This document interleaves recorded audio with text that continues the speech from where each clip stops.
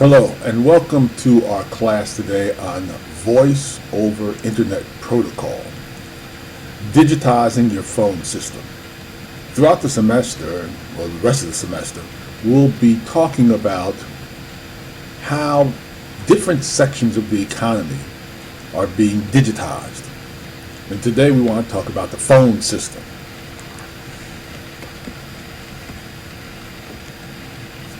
What is Voice over Internet Protocol, or VoIP? Again, it's short for Voice over Internet Protocol. It enables people to use the internet for your phone calls and sending data and faxes. It's different than what was called the Public Switch Telephone Network, PSTN, which is the old phone company. We all know, basically, we've switched away from that old analog system where everybody had a phone at their house. It's normally probably your parents or grandparents that may still have home phones. I currently have one because my wife wants to have it. She doesn't like giving out her cell phone number. But if it was up to me, I would not have a home phone number anymore. The old internet phone, the old phone system, which if you remember, you look in the wall in any house or apartment complex, you'll see that jack in the wall that was basically wiring a phone to the actual telephone company switching station. Here's a picture of what one looks like. You'll see them all over the place. As a matter of fact, if you go on Ralph David Abernathy over in the West End and you head west, going away from the West End Mall, kind of towards Kroger, you'll come up on that Wendy's, and if you pass the Wendy's, on the next, across the street, a block, or 2 blocks, you'll see the McDonald's. Across from the McDonald's is that Subway, and I think it's O'Reilly's. If you go up to the next corner, which is Abernathy and Holderness, you'll see it's the northwest corner there, a brick building looks very similar to this. That's the old AT&T, or used to be Bell South, switching station. And what the old phone systems had is they had these buildings located all over the country, and that's where the switching station was, or the switching equipment was, that connected all the phones in the local area. There was a time that you knew, if you looked at a phone number, phone numbers automatically didn't have area codes attached to it. You just used to have your 7-digit number. You'd have 3 numbers, dash 4 numbers. Those first 3 numbers represented a switching station, or a section of a switching station. In Southwest Atlanta, numbers like 349 and 344 were out in Southwest Atlanta, out by Greenbrier. If you went a little further outside of 285, you would get 691 and 696. The last 4 digits represent the actual phone numbers attached to that switch. So if you had 349, then dash, there were 1,000 numbers attached to that. Everything from 0000 to 9999. So 349, 2425, which used to be my number over by Greenbrier Mall, meant that there was switching station, or a switch, which was 349, and then my phone was the number 3,424 number. So you could know by phone numbers where people lived. Then all of a sudden area codes became required because we started running out of phone numbers, and we began to digitize the system. Now you get phone numbers, area codes. We know certain area codes like 404 for Atlanta, 201 for New Jersey, 832 in South Carolina. I mean, we can all come up with the numbers from home for the area codes, and then you would have what used to be the 3 numbers for the switch, and then the 4 numbers that were attached to that switch. All that has now changed because we've digitized it.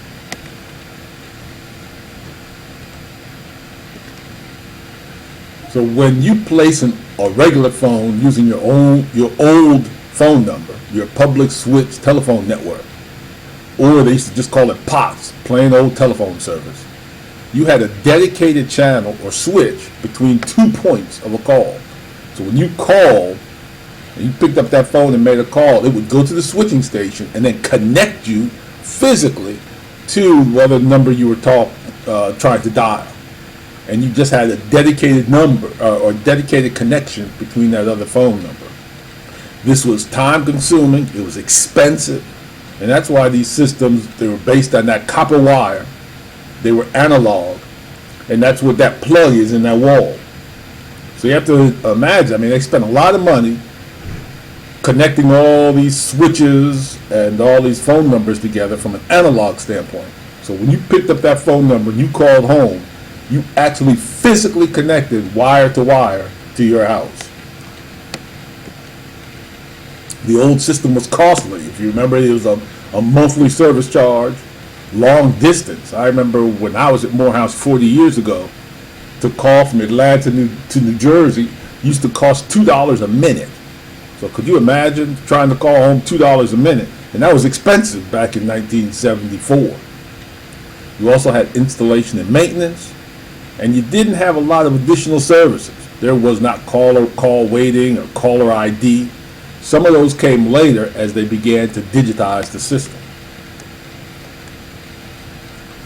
Now we have voice over IP. And what happened is once we digitized the phone system, we basically got rid of all those old switches. So a lot of those old buildings were decommissioned and sold off. Some of them are still around, like the one on Holderness and Abernathy. But they're not used that much as everything has moved to the internet. So instead of the 2-wire system, we now use what they call Category 5 or Cat 5 cabling. And that's the internet, which is wired from your house to computers and what we call server farms that are located all over the country. Now I listed a couple of these services, these voice over IP services. You've heard of Vantage. I use Magic Jack because my wife said she wanted to keep her home number and she wanted to have a home phone. But I said I'm not paying $50 a month for a home phone. So I use Magic Jack, which costs me, $35 a year, and it works just fine. So and we'll talk about this later, I ported my number over to Magic Jack. So when you call, it uses the internet to connect to my phone. And the cost is, of course, much lower. So $35 a year, I can deal with that. We have Google Voice, we have Skype, and of course there are many others. So the question becomes, do we still need that old copper wire phone service?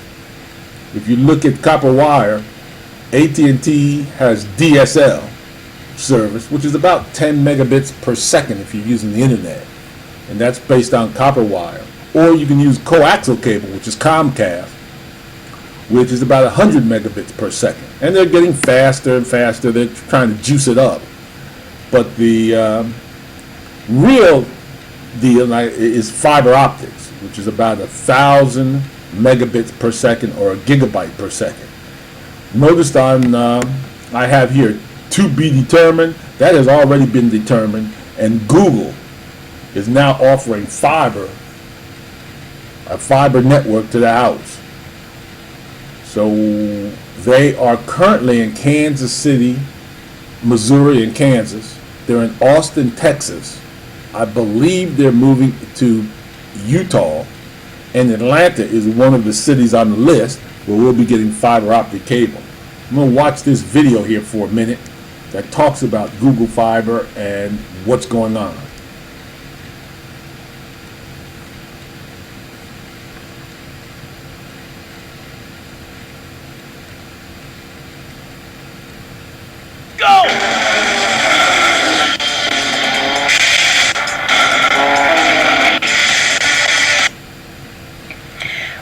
attention is really still on the city of Austin tonight after today's major announcement with Google, and now other companies are responding. KXAN.com carried the live reveal this morning of Google Fiber.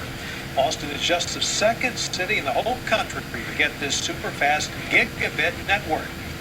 Now AT&T has gone out saying they too plan to build a gigabit network for Austin. With the potential of greater competition in the internet and television world, KXAN's Angie Bevan looks at what it means for you. Time for some coffee. Dirty Chai's up. The age of the internet. You can connect just about anywhere. Download rates and upload rates are to be wanting sometimes.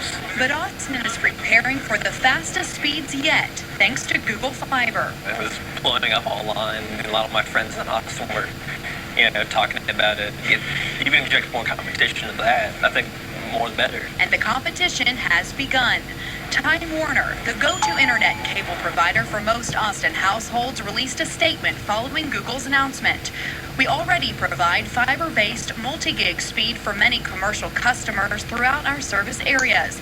And for consumers, we offer several tiers of residential service designed to fit almost any budget or household need. AT&T said Tuesday it's prepared to build an advanced fiber optic infrastructure in Austin, Texas, capable of delivering speeds up to 1 gigabit per second. So what does all this talk of high-speed internet mean? Well, just like you can measure the speed of your car with a speedometer, you can also measure the speed of the internet. Google Fiber runs at about 1,000 megabits per second. Right now in Austin, we operate at about 50 megabits per second. The internet connection gets really slow at school, especially if somebody's like streaming something that they have to listen to online, or watching a video for some class. That will change. It's bringing internet to as many public facilities as possible, so that means a lot of schools, a lot of libraries. Google Fiber set to be a game changer for internet and TV in Austin. In Austin, Angie Bevan, KXAN News. So what is the cost? Google leaders said that's still being worked out for Austin. We've been telling you how residents of Kansas City, Kansas pay about $120 per month for gigabit internet and a television package. The gigabit service by itself is $70 a month. The company also offers a slower free internet service, but you have to pay a $300 construction fee to get that. After that, it's free. As for AT&T, that's still up in the air as well. However, in their release, the company expects to get similar terms and conditions as Google for their network, so pricing could be similar. So as you can see, Google, as they began to expand, are providing fiber optics to the house. And one reason Google is doing this is Google is worried that by using Comcast or AT&T, that those companies providing the internet connection between Google and the user, that AT&T and Comcast may begin to try and affect the access to Google, as some people claim they did with Netflix.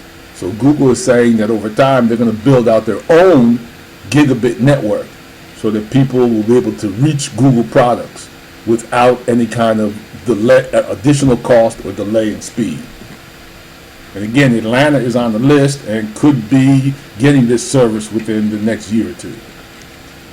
What are the benefits? Once you digitize your telecommunications and you go from the old system, the old POTS or PSTN, to voice over IP or Voip, it really reduces your telecommunication costs for companies and for individuals. For myself, for my company, my cost of telecommunications have dropped significantly. There are 4 areas that we're going to talk about today. One is how we can switch the PBX system. We go from the old PBX that companies used to have in their office to cloud-based or ePBX systems, which using the internet and digitizing everything makes having a PBX much simpler. Next, switching from faxing and using a machine to faxing without a machine, even though faxing is going away, and we'll talk about that. And then moving your voicemail to the cloud. And finally, how about if you want to keep your own phone number? there's a way to go ahead and keep your phone number and park it in the cloud, or as we call, port your number. So then you can have that number then point to another number. First, we'll talk about PBX. Again, PBX is a system. It's a kind of if you remember, when you call a company, many times a automated attendant will answer and ask you some questions, or have you type in a name so that you can get an extension number, or you have to type an extension number. Those are the PBX systems that companies have, so that instead of everybody in the company having their own phone number, they can share a phone number. So it's a public exchange where most PBXs may have 4 or 5 numbers or 4 or 5 lines coming in. There may be one phone number, but 4 or 5 lines coming in, as Morehouse has. And then on the company side, there could be as many as 100 extensions. Because again, you don't need 100 phone numbers because not everybody's using the phone at the same time. So a PBX is a sharing system. And it really brought down costs for companies because you could share those numbers. Many times it meant that you had to have someone, a secretary, answer that phone and then switch you to wherever the extension is. Now all that's automated and it's digitized. So a company like Ring Central is a cloud-based system where you're able to call a number, Ring Central, you have your PBX with Ring Central, and that computer will answer, and then you program that computer for the extensions and where those extensions go. So it's possible for the extensions not to be at a company, but to be at someone's house. So this is one way in which companies were able to really help send people home. I did this with my company, where when you call, instead of everybody being in the office, now everybody can be at home or they can be out in the road, and it just rings your cell phone, your home phone, your office phone, and you can be wherever you want to, and it can hunt around and find you. I have here a couple of sites, so some information here that you can read later. You can watch later about these PBX systems. Here's one about the Ring Central overview. Here's one about Ring Central versus an old PBX. What's the old analog PBX versus the digital one. And you can see here real quick, if you have a 20 user phone system, Ring Central, for the hardware, the cost is $0. But for the old system, it was almost $6,500. You had the one-time phone cost here of almost $2,000 versus $3,000 for a regular phone. The setup, you notice everything is basically included except if you wanted business class features. But if you notice here, the PBX software license is $4,000, unlimited long distance and local calls, $210. I mean, it adds up. So that by using, in this example, if you have a 20 user system, you're saving $32,000, $507 over the traditional phone system. That's a significant amount of money. And some of this is monthly reoccurring. So this is, they say, the savings over 2 years, but imagine over a 5 or 10 year period, it can be quite a bit of money. Fax machines. Well, we don't use fax machines that much. Fax machines were used because we needed to convert analog paper into digital files to be sent by the phone and printed out at the other fax. So fax machines were really great back when we had a lot of analog paper. And you wanted to send that, instead of mailing that paper, you wanted to send that paper to somebody. So at my office back in 2000, we had a big fax machine and used to get, maybe 30, 40 faxes a day. Here's an example of the fax machine that I used to have in my office. where we would have paper, we would have to fax all types of paper and reports to people. And again, instead of mailing it, we could just fax it, which turns it from analog to digital, sends it along the phone line to the fax machine at the person's location, who would then print it out and give them that paper. Works out extremely well, but the problem now is we don't have that much paper that needs to be faxed and converted back to paper. I rarely get the need for a fax. But if you needed to, you can convert from a regular fax to e-fax, and thus eliminating a significant amount of cost. You might think that, oh, this is, everybody does this. But I know quite a few businesses that still have their own dedicated fax machine and fax number, where they're paying $50 or $60 a month for a phone number, just to hook their fax machine up to it. But if they want to, they can switch over and now use a system where you scan the document in and then email it off through your computer to that fax machine, and then that fax machine can print it out. Here's some examples. When I had a dedicated fax machine, this is an example of one I had my phone number, which is about $50 a month, plus by the time you added supplies, paper, toner, you were probably almost $100 a month. Now you can switch to companies like eFax or Max Email. I used to use Max Email, which was $25 a year, which is about $2 a month. Gives me 100 pages that I could fax. eFax is $16.95 a month for 150 faxes. And this worked okay as I began to not have a need for fax like I used to. So I saved, as you can see, a significant amount of money by moving to eFax and then eventually MaxFax for 100 faxes a month. Remember, I was doing almost 100 faxes a day. So you're going to do 100 faxes a month.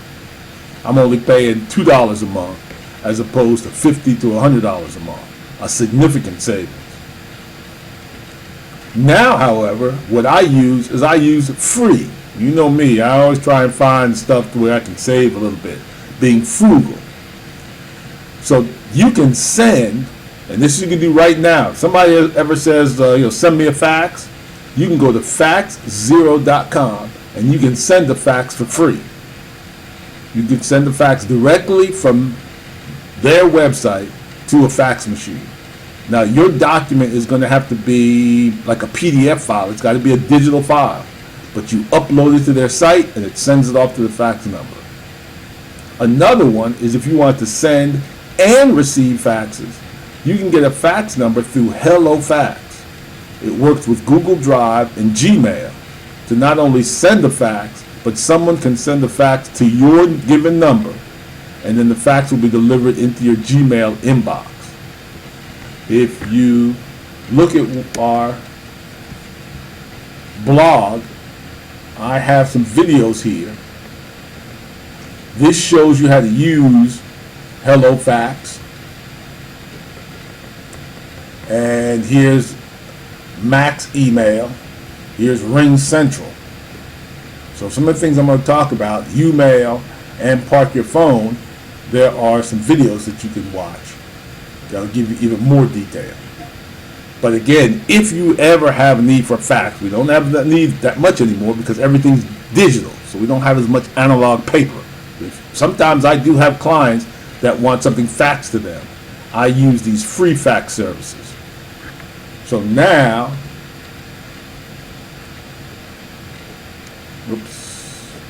instead of paying $50 to $100 a month, I now pay $0. We talk mostly, which is fax to email. Again, everything is now moving to email, so most faxing that you need to do, because the document is already digital, everybody just emails. And as I showed earlier, if you use HelloFax, it works with your Gmail, so that you can use your Gmail account to send and receive faxes. Next, voicemail. One of the greatest voicemail systems that I like to use is called umail.com. It's free, and I'm going to go through it and show you how it works. I use it in my job. So instead of using voicemail with my phone or my cell phone, or instead of using another system, I use this one.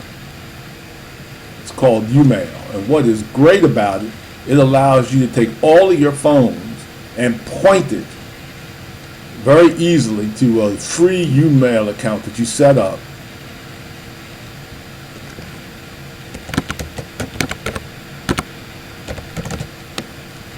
I got to remember, because I use my phone to get all this information. I don't do it that much this way to make sure I can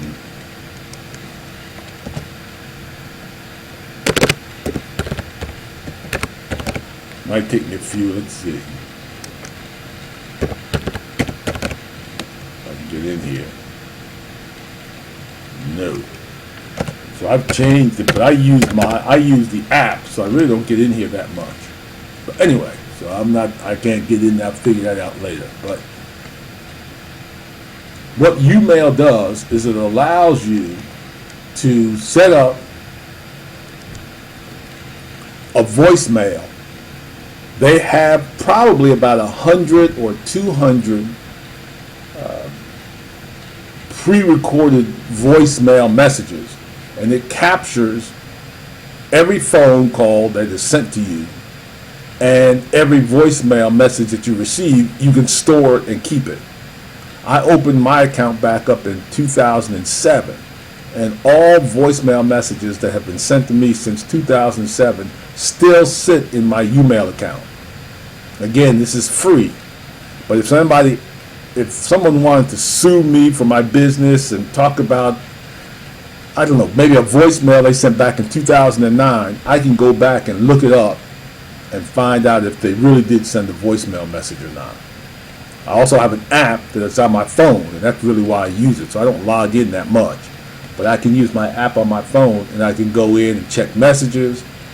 I can, one of the problems with voicemail that I used to not like is you had to go message by message to find the message that you want. With Umail, you can jump around. It lists all the messages, and you just click on the message that you want to listen to. You can email that message to someone else. You can share that message with someone else. You can forward it to another phone if you want. Umail is a great service. Now, they make their money because they have some paid services. For example, they have automatic transcription. So it'll take any voicemail message and then convert it into a text message and send you the text of that voicemail message. So if you don't want to go back and listen to the voicemail, you can have it send you a text, and then you can just kind of read it. Really nice. They have quite a few additional services. The other good thing is it uses caller ID so that it automatically knows who's calling. And you can go into Umail and you can have special voicemail messages for certain phone numbers. So if you have someone who's calling you all the time and you don't want to answer the phone, or you want them to stop calling, you don't answer the phone, have it go to Umail. Umail will identify that number and then play a specific message. For example, you could have it answer as a fax machine,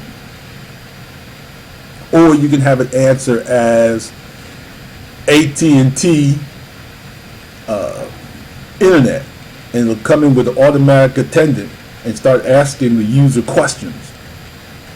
But you'll never get anywhere. It just keeps asking the question and say, press 1 for this, press 2 for that. Then it'll ask another question, press 1 for that, or it'll just keep going and going and going. So it's great for what they call a ditch line. If you got somebody and you don't want them calling you again, you can use Umail, create a ditch message for them. And I mean, for example, you could have the phone answered as Jason Voorhees from Friday the 13th, telling somebody, you know, if they keep calling, you know, he's gonna track them down or something. Or it could be Freddy. I got Freddy Krueger on there. It's really neat. So you can put some. I knew a young lady who used this to protect herself against kind of like stalkers. And she would have, when they would call, she would identify their numbers as a stalking number, and then they would get a message that her father created. And her father would say, listen, you don't leave my daughter alone, it's going to be you and me. So really neat how she would get rid of guys. I wonder how I know about that. Finally, we've got park your phone. So if we're going to digitize all our telecommunications, how do we handle the old phone numbers that we have? For example, I used to have a great phone number for my office, 678-235-3500. That was on my appraisals, it was on old business cards, and when I switched to a digital solution, I had to find a way to keep that phone number. So let me see if I can get into this one. I use parkmyphone.com.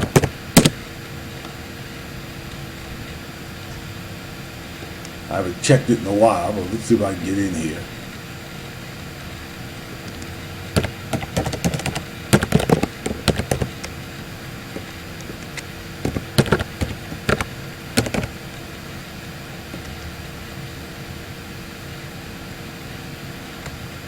Yes, try again.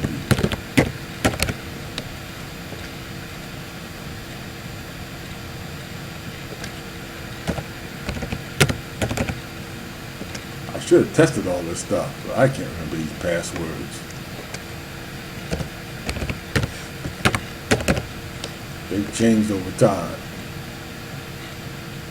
Oh well. Anyway, should figure that out before I did this, but that's okay. It's a service that what you do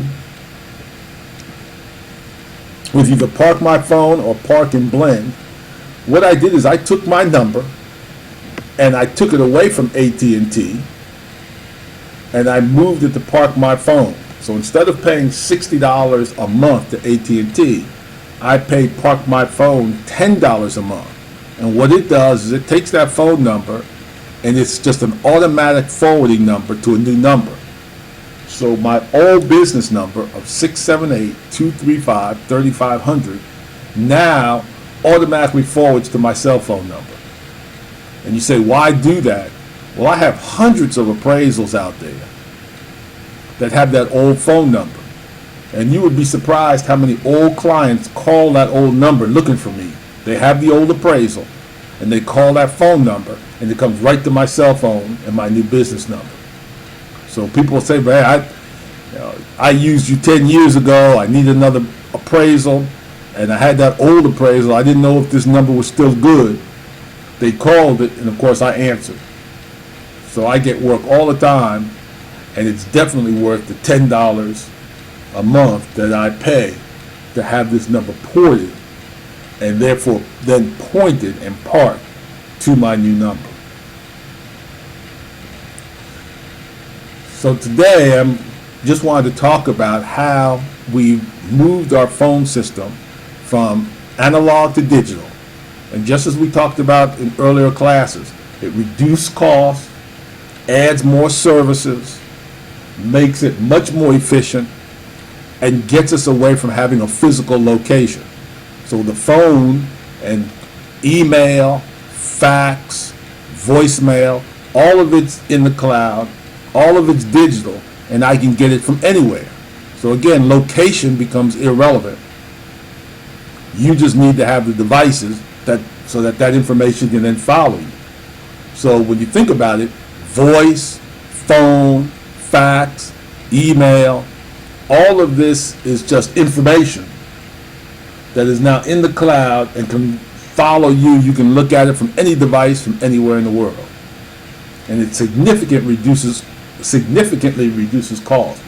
What's interesting is you will find many businesses, especially if you have older people running those businesses, they're still using some of this old analog technology. They still have a physical fax machine. They may be using a voicemail system that may be still have like a mailbox at their house, attached to their phone. They may have an old PBX system that they're still running. More and more companies are getting rid of it because it's so inexpensive to use the digital solution. But many people still, I know people, my sister who has a dental office still pays $300 a month for her phone service. Even though I've showed her how I can reduce that to under $25 a month. She just likes that old system. That's what she's used to. So that becomes expensive over a year. If you're spending $250 a month, that's $3,000 versus how I can show her that I can convert that $3,000 cost to less than $300 a year. So I can reduce it by 90% if she would just listen to me. But she doesn't want to do it that way because she's familiar. The people in her office are familiar with it. So this has a big impact on cost. If you can imagine a small business like my sister or even my business, but compare that to these huge businesses, even Morehouse or some of the big large companies that have thousands of employees. This is a big cost savings. And understanding this is very important because this is going to continue as long distance is free. Having your phone number is going to be just about free. This is all just digital data and move it around. All right, I'll put up a test tomorrow on Class Marker. This should be one that everybody does extremely well on. I'll put that up. Of course, you should be working on your Excel homework assignment. And I will be in class on Monday, where we'll go over the next homework assignment dealing with Google Fusion tables. So everybody have a good day, and I will see you on Monday.